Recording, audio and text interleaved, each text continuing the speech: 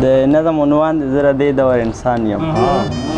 زه د دې دور انسان یم، زه یو داسې زندسر یم مخلوقاتو کې اشرفه، د فطرت ښکلې تخلیق یم.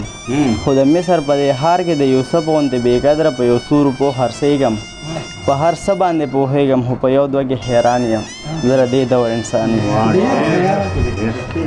زه د دې دور انسان یم. زه د خپل ځان سره په شر یم، خپل ارمان سره په شر یم.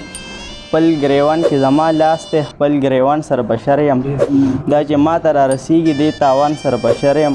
چې د امن په لور یون کړی دې کاروان سره په شر یم. بس خبره لنډه دا ده، د چا نه یم د ځان یم. زه د دې دور انسان یم.